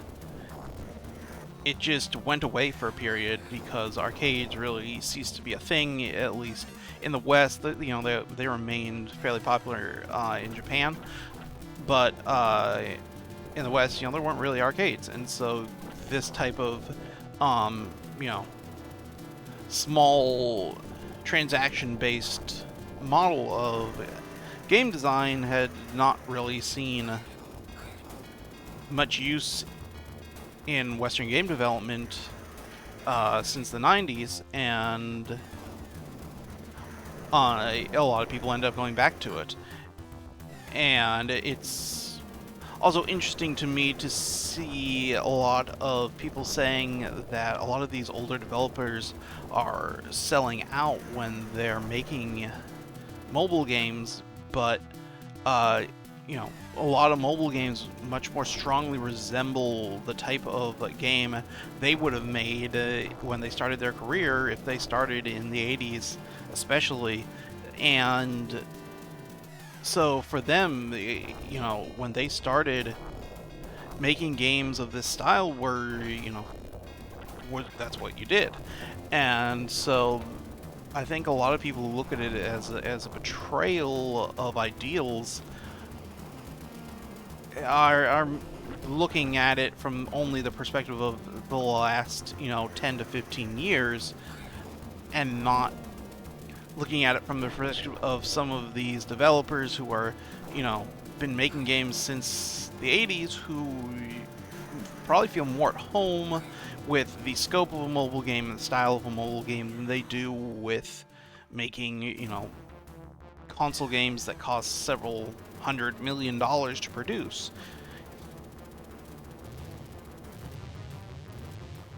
I'm gonna get murdered. I wonder if I have a grenade. Oh, I have a dodge roll? Okay, yeah, I have a dodge roll. That's my other attack here. Not an attack, I have a dodge. Let's move on though. We've got Sasuke versus a Commander. New game. This must be an old one. I didn't look at the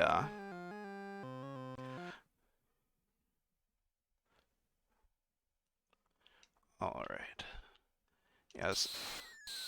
This looks to be this is probably late 70s, early 80s. This is gonna be one of their first games again.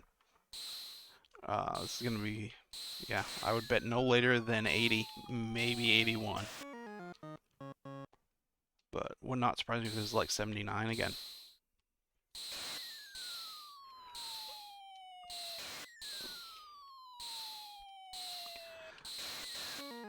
Yeah, you'll notice this is a single screen again. You'll notice the use of primary colors, and along with yellow.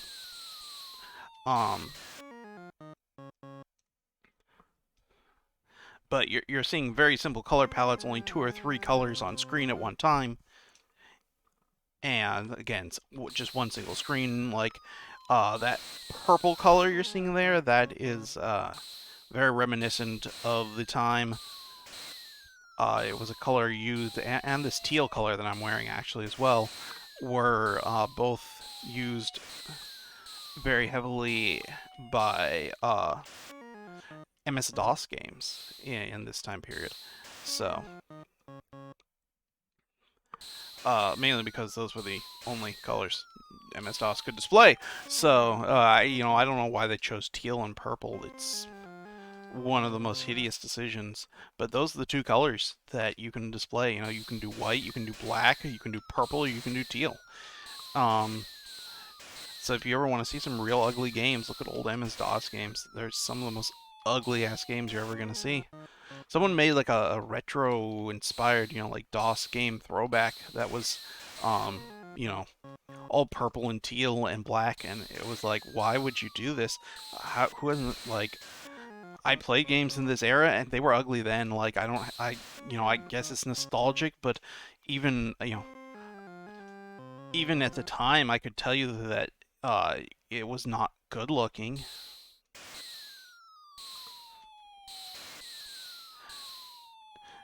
Anyways, I think we've pretty much seen everything this game has to offer, right? It's probably just a score thing. Let's look at the controls, make sure there's nothing else. Attack and move. Okay, let's move on. This one was 80, yeah. Alright, what do we got? Street Smart. I'm gonna guess is another brawler. Yeah. I believe I'm familiar with this one too. This is actually, is this a fighting game? I was gonna say, I thought this...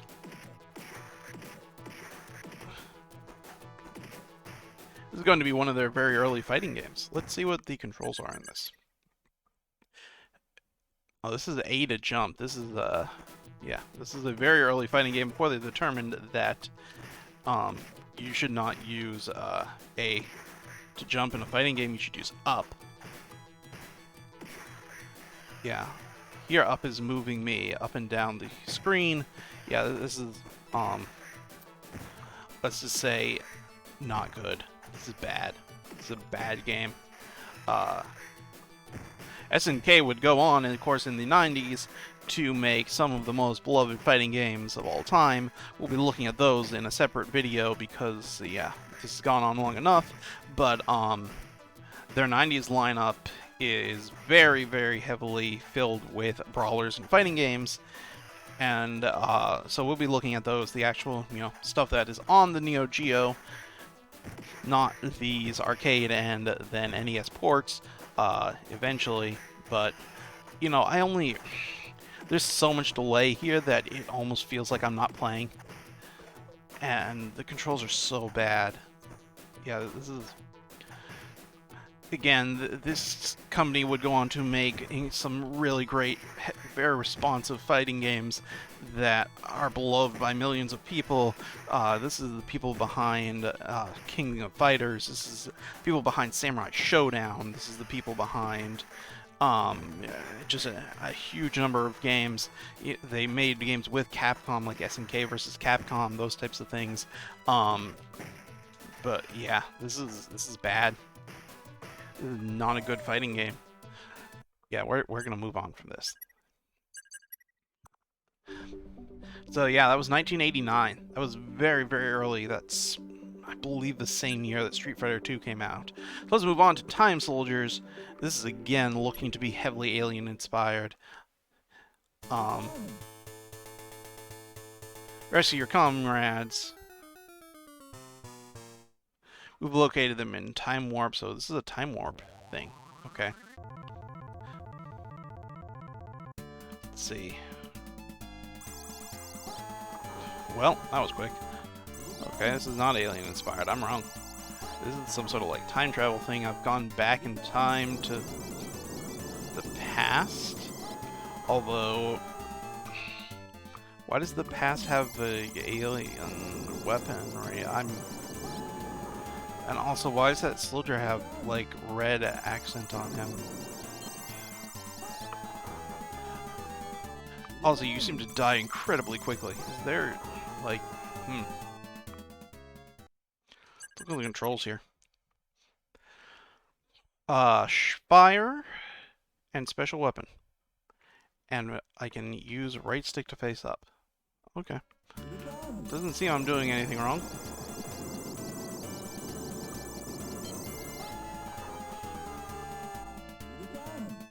I don't have a special weapon for left trigger, it seems, so yeah, this is just a brutally hard game. Look at all these bullets shooting at me. Now, is this...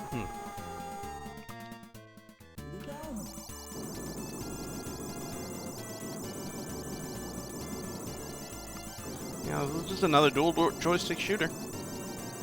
Just a harder one than Ikari Warriors.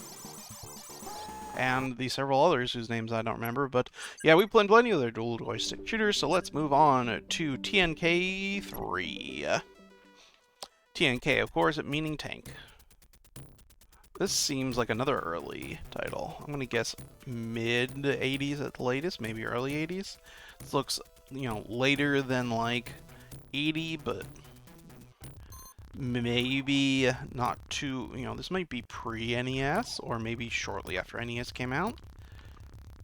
Like, I'm gonna guess mid-80s at the latest for this guy. The watches be like 89.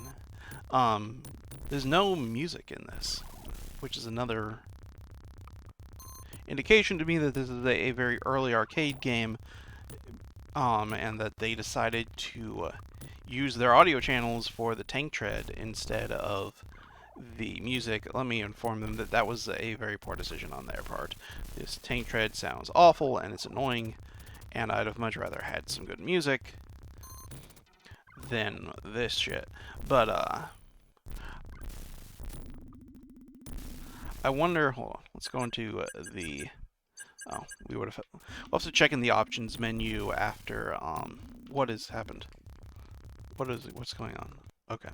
We'll also check in the options menu, see if there is like a dip switch potentially that could have been thrown to switch it from tank treads to music. In case the arcade operator would have preferred music. We'll see. Type of thing wasn't super common, but it did occur, so we'll see. We'll see. Because, yeah, this is... Without music, this is just real not especially interesting. Also not really very hard. Like, I'm not sure why...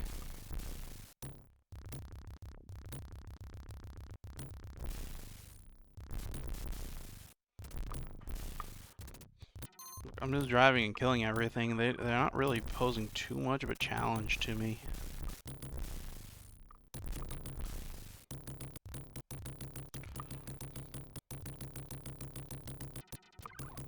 Oh, they hit me finally.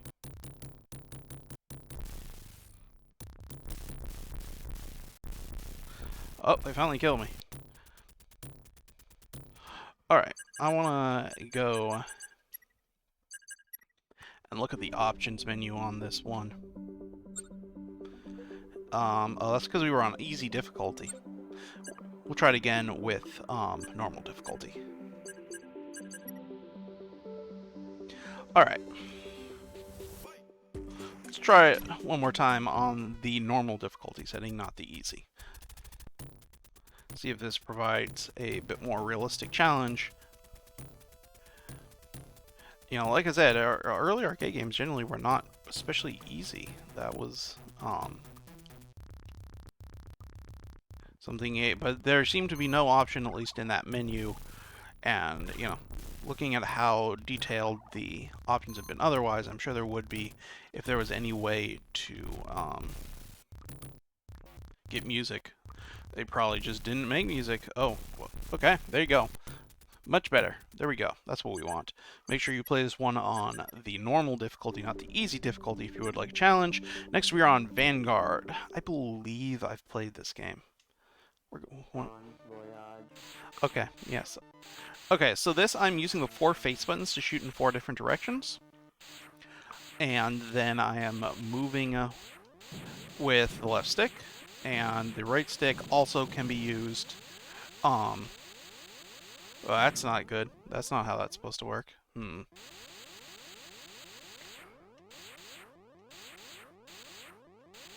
Okay. I think a button just got stuck on me.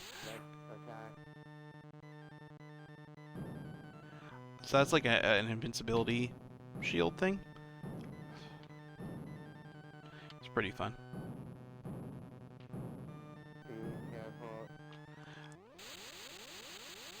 But then there's another one immediately. What is the downside of using these? Why are they just keeping it to appear?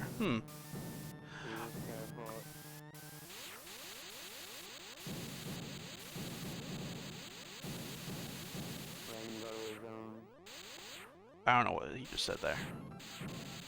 But you can see at the top of the screen there is a map showing where I am. Clearly going up this tunnel part here. Yeah, this was another, I believe, fairly early title in the SNK library where they were trying out, you know, something slightly different than the control schemes traditionally seen, using 2 joysticks instead of a button. Whoa.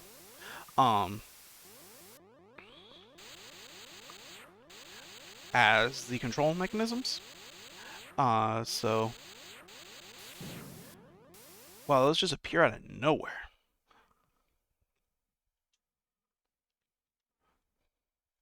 Yeah. Alright. Let's just make sure there aren't any other controls. But I don't think there are.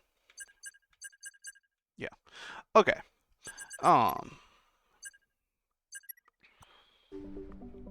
So that's Vanguard. Again, it's a fairly well-known game, if only because of its interesting control mechanisms. And lastly, from 1987, we have World Wars, which is going to be another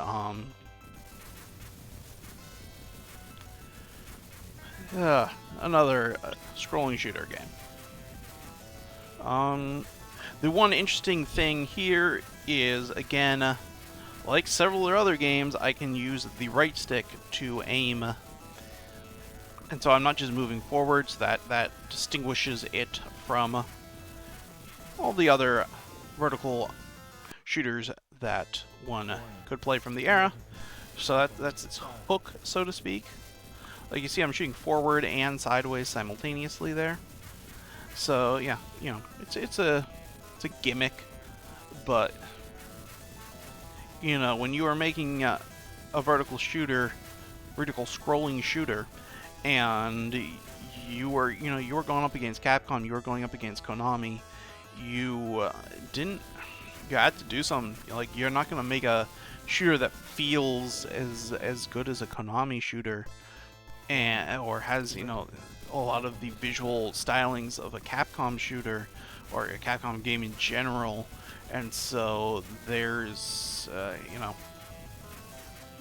you got to do something to differentiate yourself.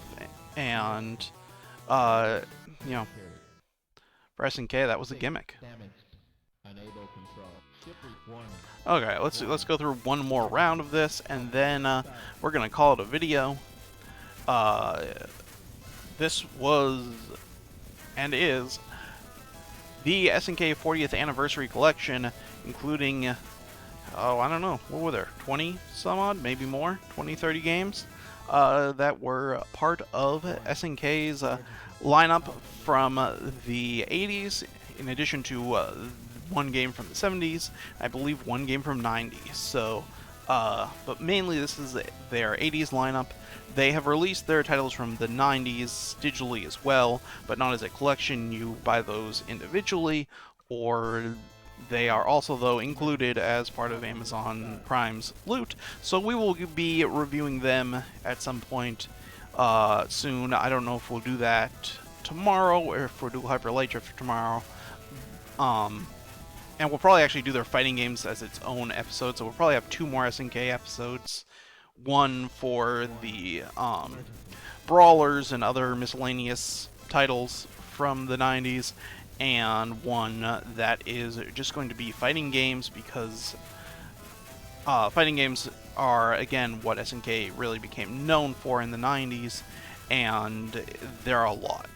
So we're probably not going to have time to do all of the fighting games and all of the other games in a single video, especially because, you know, as we get into the 90s, the games get more complex, so we're probably going to be wanting to spend a bit more time with each one of them, whereas, you know, with this, you're getting the idea in a couple minutes at most.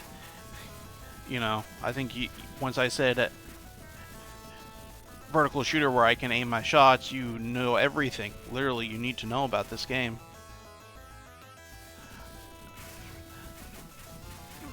Because otherwise it is pretty bog standard.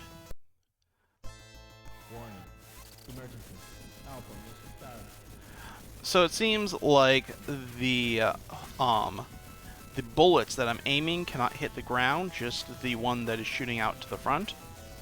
But it's shooting with the same button, so it's not like I can shoot one or the other unless... Well, let's look at our controls here. Okay, so that's turbo, so I guess... maybe. Let's see what. Let's just. We're not gonna play a whole nother round, but let's see if I use the right button. No, it's still shooting both.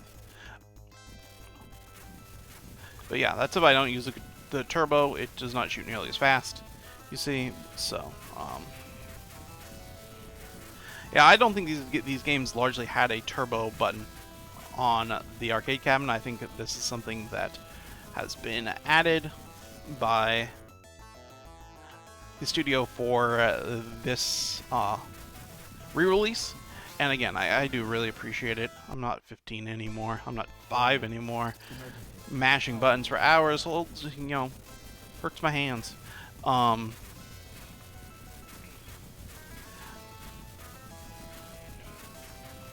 So yeah, this is gonna do it. Let's move back to our list of games here.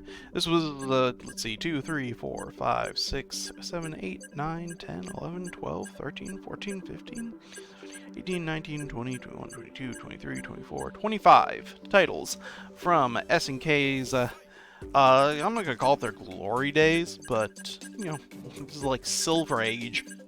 Yeah, SNK, like, I would say the 90s were when they really hit their stride with, like I said, their fighting games, as well as with some of their other titles like Metal Slug, which is still popular and receiving new entries to this day. So yeah, I hope you enjoyed this trip down memory lane. I'm not gonna say I can strongly recommend the vast majority of these. Bermuda Triangle is pretty great.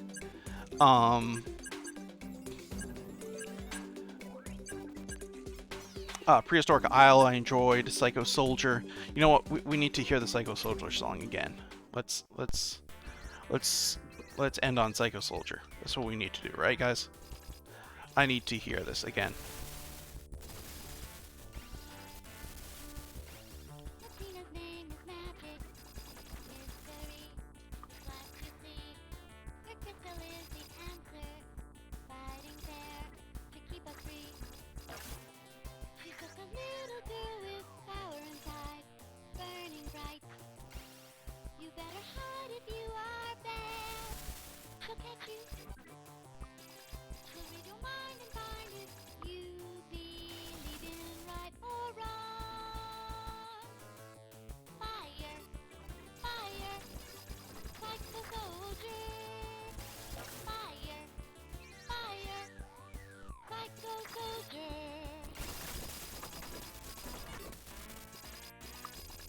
I wonder if there's an anime that this is based on, and that's what they pulled this song from. If they just made it for this game, that's great. That's it's a lot of effort, especially for a game from the 80s to have a voiced intro song. That's incredibly impressive.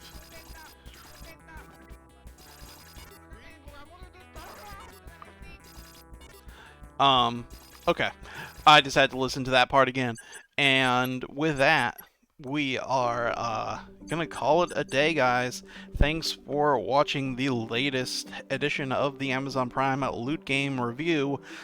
I'm not gonna score this one. It's a compilation, and that's not really fair to the better games, and is gonna overvalue some of the real bad ones.